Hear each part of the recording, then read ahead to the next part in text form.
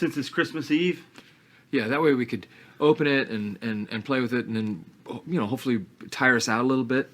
I don't know, Robert. I think it'd be all right if they open one present each. Middle of the winter, I pull up in a vert. It's the middle of December, she pulled up in a skirt. Santa Claus of the hood, I pull up with the work. They call me East Atlanta Santa, run up on me, get murked. I'm just trapping through the snow, selling 9 heifer bricks and 4 waves. Over the hills we go, got an extendo and an 8. I'm a neighborhood philanthropist, I'm selling bills. For 25 years. I don't know what you're expecting, now that you're back. I'm expecting adequate compensation. Tulsa. What's Tulsa? I want you to go there. The horse race, the Springboard Mile. There's nobody doing nothing. You can do whatever you want. Not exactly the welcome I was expecting. Name's Tyson, welcome to Tulsa. $2,000 a week. You drive for me now. What crew runs this neighborhood? No crew up in here. We're in the middle of nowhere. What'll it be? I assume you don't have Keontae. You assume correctly. I wouldn't have pegged you as the boys. Ever heard of Black McAdam?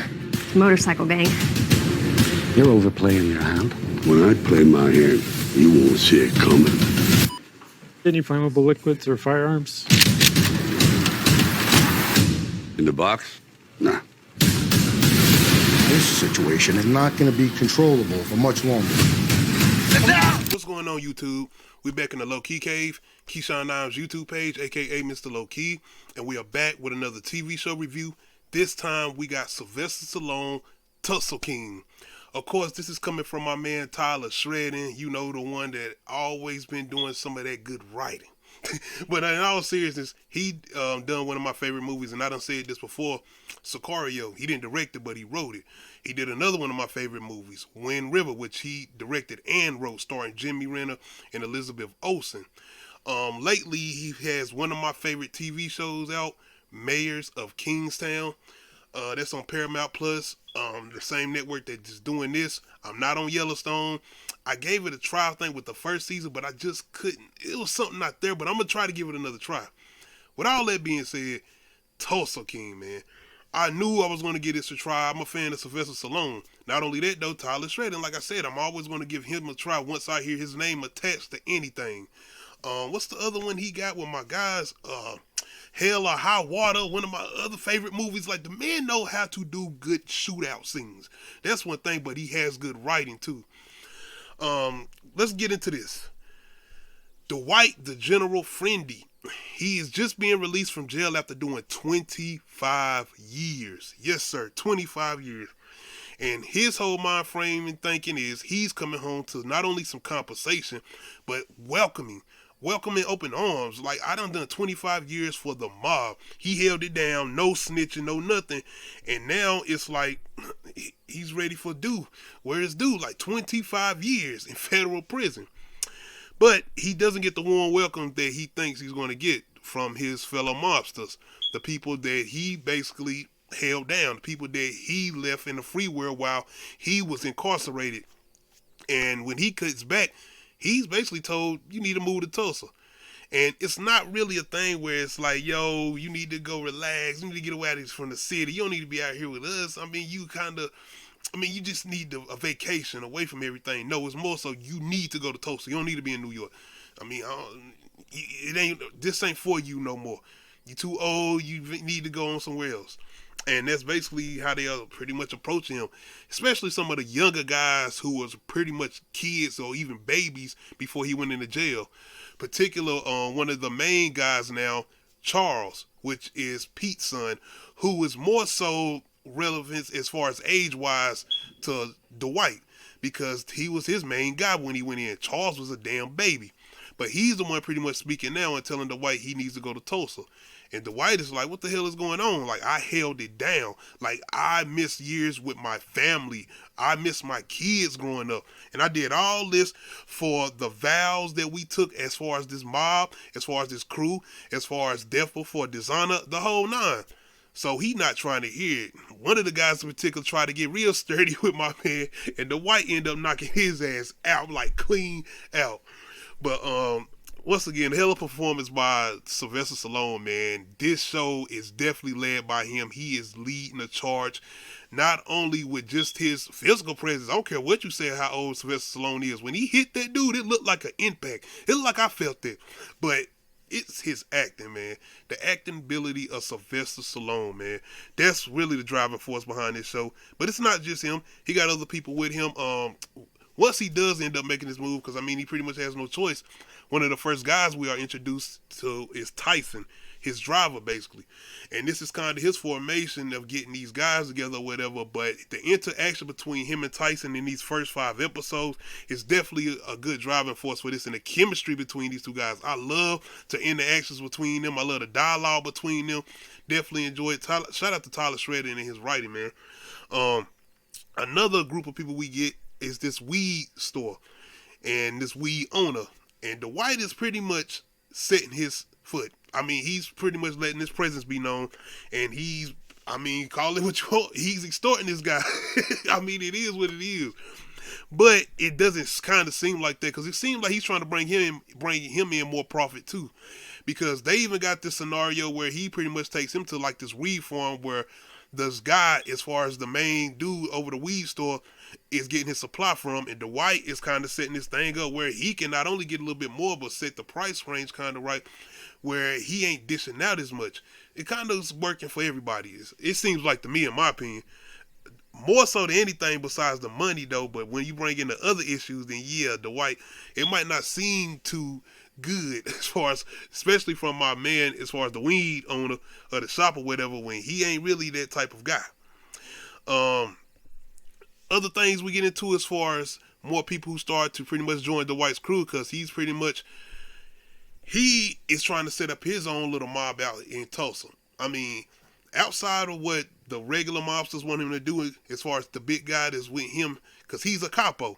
I mean, he is a big guy as far as the mob. He's the guy that ain't supposed to be able to get touched or none of that, including the guy that he knocked out, which we going to talk about that because that's kind of an issue that he's going to have to deal with somewhat.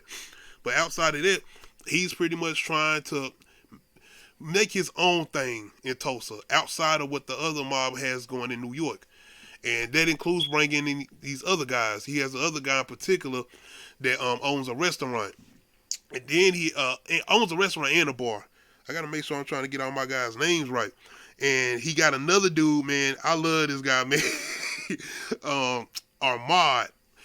He is a guy in the ski mask. And he is a guy when the white person first shows up to Tulsa, he's already staying there as far as Armand. But him and Dwight have history. He was associated with the mob too, as far as a mob back in the day before Dwight had went in. And right around the time Dwight went in, he pretty much moved out of town too, because it's a lot of things with the show.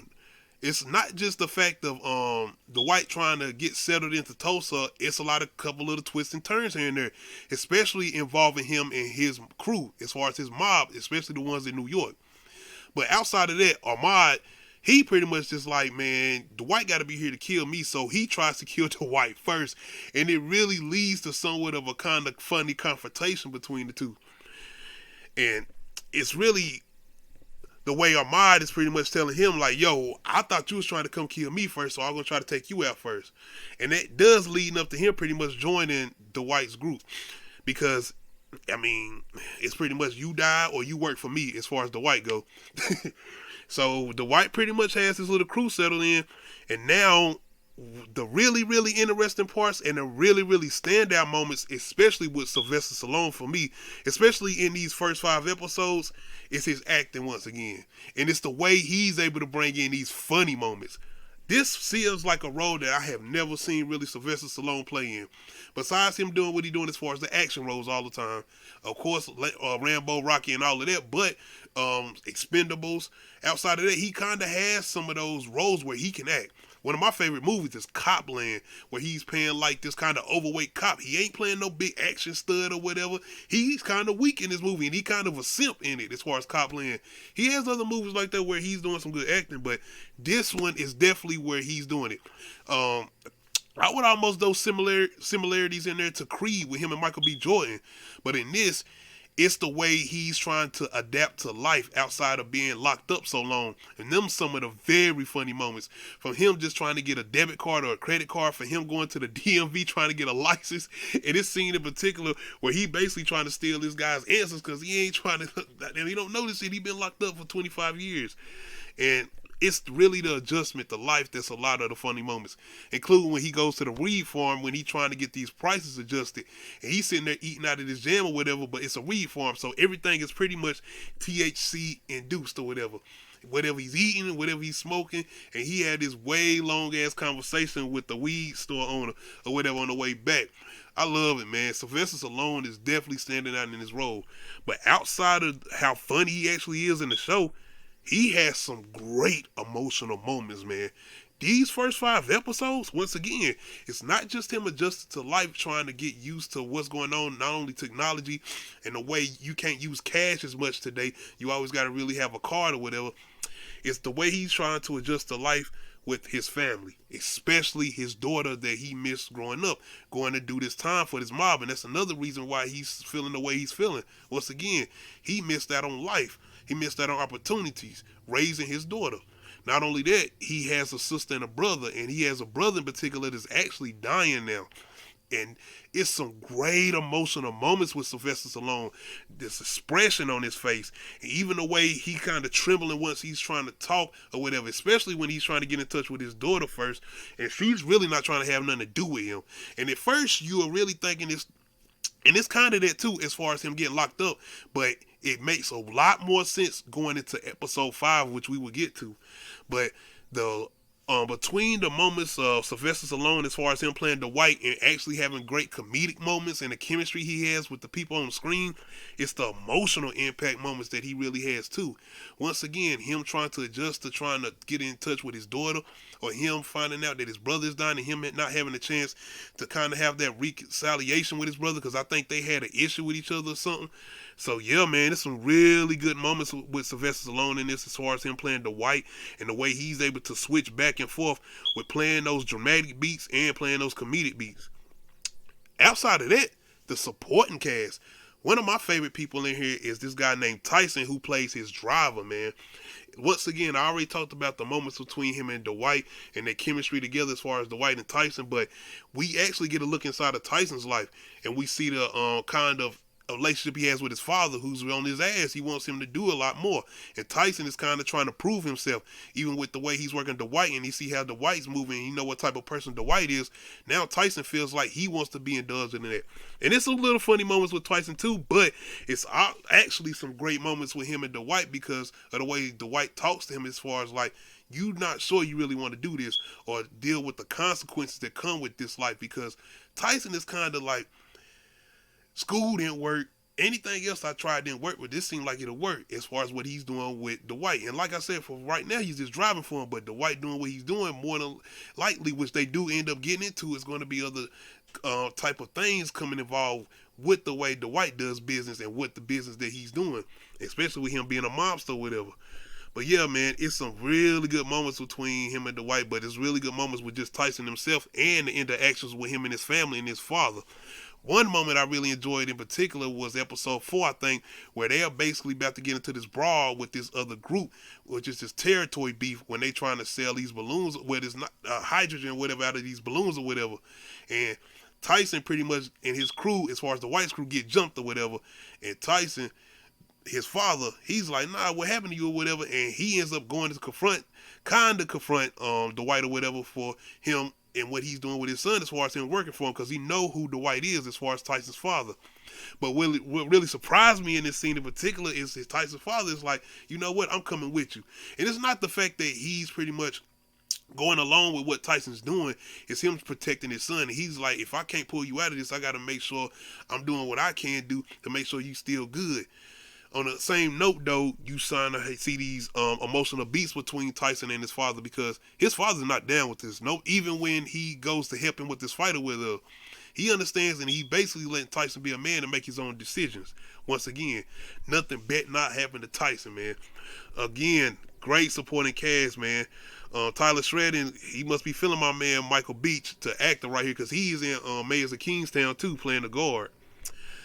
Outside of that though, Dwight definitely has problems. It ain't just peaches and cream going to this new town. He has a couple of things he has to deal with. One of the first things in particular he's dealing with is one of the mobster crews that he knocked out within his gang, which is a capo, which means he's a guy that can't be touched, ain't supposed to be touched, nothing supposed to happen with him. But Dwight, he knocked his ass out. Once again, the nigga was being disrespectful. He was. But outside of that, this guy pretty much wants something done, and he goes to Pete's son, Charles, and he's telling him, yo, you gotta do something with Dwight. Those three niggas knocked me out. He disrespecting me, and this the whole thing is the disrespect. And Pete's basically like, okay, I gotta figure something out. Well, Charles, he's saying he gotta do something. He basically trying to get Dwight the best pay the dude off. Pay him, shut him up, leave him alone or whatever. And Dwight basically kind of does it, but he's still disrespectful to him. Outside of that, Dwight ends up coming across this young lady once he kind of first gets into Tulsa. And little do he know, and this shit was crazy because once they first meet, they sleep together, whatever. And she is tripping off him and his age, and I was like, I didn't understand that. Why is she tripping off his age or whatever? Like, you should be happy. Like, this nigga, like, he good for his age or whatever, and he good shape or whatever. But it's really the surprising thing is that this woman that Dwight is actually messing with actually happens to be an ATF agent, and she is really not even really on him though, and she actually ends up finding out who he is, being that she's feeling him or whatever, give or take the age or whatever. But she's kind of more so focused on this motorcycle crew, and we kind of get introduced to them, I think, in episode 3, if not 4 at the beginning, being led by this guy named, I forgot his damn name, but it's this motorcycle crew leader, and he seemed like he out there. He kind of shell, and he already done beat like 3 murders or whatever, but they the local motorcycle crew, and they've kind of been running a criminal activity out there in Tulsa way before Dwight and them showed up. And they the one they end up having a confrontation with at this like carnival type of thing or whatever, where they trying to sell the balloons or whatever. Dwight and them do get them back though, and this is where Tyson's father helped them out, and they go and beat their ass with some baseball bats and get their helium back or whatever, the what's the name's back or whatever, for them to blow up the balloons. But once again, great moments from Sylvester Stallone and the way he's able to switch it up, the way he's trying to come in and adjust to things. He's trying to build this relationship or trying to get some type of relationship back with his daughter. But not only that, the fact that he ends up dealing with his brother's death. And he kind of been out of New York for a minute, but once his brother dies, he ends up bringing him back to New York. And I think this is going into episode 5. And this is where things definitely get interesting. Once again, once he has this kind of confrontation with Ahmad, the guy that tried to shoot at him, who actually ends up joining his crew, Ahmad actually ends up revealing something to Dwight. And it's the fact that they actually tried to take him out as far as Pete, you know, when he was locked up, because their whole thing was they don't think he's going to do 25 years. He's going to end up talking or whatever. And that's a reveal from Ahmad. And I don't know if Dwight believes him or not, but it seems like he kind of puts it off for the moment. But outside of that, we do get him returning to New York for the funeral, and this is where he's kind of trying to make amends with not only his daughter, but kind of the people of his family, or the rest of his family. Him and his sister still have somewhat of a relationship or whatever. But outside of that, Pete ends up being in the hospital, and Dwight ends up going over there to visit him. Once again, he don't really tell the mob guys that he's in town. It's more so personal to him being there for his brother, but they don't care. They family come first. This the mob, right? This is your first duty to us. Nigga just did 25 years for him, but like I can't go chill with my brother and my family for a little bit. Outside of that though, man, one of the best episodes, definitely episode 5. Once again, Dwight has come back for his brother's funeral, and he's trying to make amends with his daughter. Once this conversation starts going, it's him basically trying to, you know, tell her, like, I'm sorry, everything that happened, what I did, missing at that time. But it's when his daughter starts to go into the things that were happening while he was locked up. In particular, the mob didn't take care of his family. Mama was out here struggling, his daughter was out here struggling. They didn't take care of them while he was locked up, which they were supposed to do. But the real thing is when his daughter starts to talk about one of the guys. He's been around this guy since Dwight has been home. He's had interactions with him or whatever, and even before he was locked up. But his daughter starts to pretty much going into one of the guys that actually was coming to visit while Dwight was locked up. And she actually starts to go into this thing with why they call him a certain name as far as the package. Then she basically just leads up, and Dwight, I think, kind of hints at it, but she pretty much comes out, and without even telling him, she was raped by one of the crews, one of the guys for the mob that he did 25 years for. One of those guys in this mob that he is vowed to, that he did time for, sexually assaulted his daughter. So I'm just sitting here like, yo, we've been getting some upbeat moments. We've got like some really comedic moments. Even the little scenes where it kind of seeming like we might get a confrontation here and there or whatever. They ain't been serious. They ain't been really serious. Outside of that though, once we get to this scene though, with the White and the situation with his daughter, all hell breaks loose. All hell breaks loose. In the midst of that though, the motorcycle crew, they seem like they actually are going to be somewhat of an issue for Dwight now, man. And it's really so much more of this guy kind of having so much power over the local town because he has the police in his pocket. He has a lot of people in his pocket, and now he's trying to maneuver a way as far as with the law to get Dwight and his crew, if not killed, up out of Tulsa, basically. But Dwight got a smart crew. In particular, the guy that owns the bar in the restaurant. And it's a scene where they pretty much have arrested the weed owner, and he tries to pretty much manipulate the bar owner into a situation. The bar owner pretty much tells them to get their fat ass out of his bar, and they end up unlocking the weed owner. So now, more than likely going into episode 6, the White is going to have to deal with this situation, and they're going to finally have their confrontation as far as him and the motorcycle leader. But outside of that, like I said, the reveal of the guy that sexually assaulted the White's daughter, before he even goes to confront him, he goes to Pete to see if he knows anything outside of this. And it's that look in Sylvester Stallone. Once again, the guy is doing the comedic parts and he's doing the emotional parts. But it's the fact that he's switching it up again. He goes into full revenge mode. And it's that look in Sylvester Stallone's eyes as far as him playing Dwight. And once again, it's Andy father. I'm a father. Finding out it's really what's hurting him too. It's the fact that he wasn't there to protect her. It's the years. And that's what's really pushing him. And the fact that it's so much anger already built up because of the fact that they didn't take care of his family. And he kind of been letting that go. But now this is the boiling point. The fact that you let somebody out of the crew basically assault my daughter. So this is it. And Dwight goes on full rampage mode. Charles, them, they pretty much playing cards or whatever. You already know he done knocked out one of these niggas. And he don't care at this point.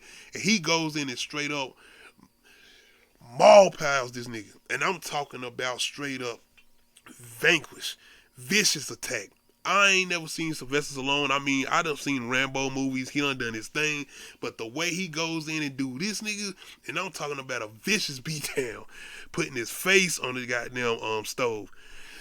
Wrapping his neck around with a drop cord and pretty much stomping his face bloody. And not just bloody, squashing his face. The dude is dead. I mean, he splattered his face. You just hear the squash where his foot hits his head. But out of this, you already know more than likely Dwight is going to end up having to deal with the repercussions behind him probably killing more than likely a capo, because I'm pretty sure this guy had to be a capo or whatever. But it's going to be the thing of them finding out why he did what he did. That's going to be like, what's going to go from there? What is Pete going to be reaction? Because you already know more than likely his son is going to want Dwight either killed or more. But yes, man, this was definitely my favorite episode. I did not expect that. And you kind of get that reveal of not only the fact that his daughter is upset with him leaving them for so long, but it's the fact that he wasn't there to protect her. So yeah. But I could see them kind of moving forward with their relationship now, maybe somewhat. But it's really going to be interesting to see how the mob deals with Dwight after this situation. But outside of that, let me know how y'all feeling about Tulsa King. It's definitely one of my favorite shows out right now, Paramount Plus. I will be back for weekly reviews coming up episode 6. Outside of me doing reviews for episodes 1 through 5, be on the lookout for that. Other than that, let me know how y'all feeling about this. Does this feel like a different role for Sylvester Stallone? If it does for me, it feels like he's in steps outside, not his comfortable zone, but I feel like he's trying to do something different, and I actually feel like he's having fun. And that's another thing. You could tell that he's kind of having fun with this role. But outside of that, make sure you hit that like button. Make sure you hit that subscribe button. Make sure you hit that notification bell, let you know when I upload new videos. Make sure you follow me on Twitch, The Low Key Cave. New episode of Uncut Is Talk this Friday. We got a retro review Sunday with the Best Man Holiday. Other than that, we out. Jingle bell, jingle all the way. Oh, what fun it is to ride in a one-horse open sleigh. Jingle bell,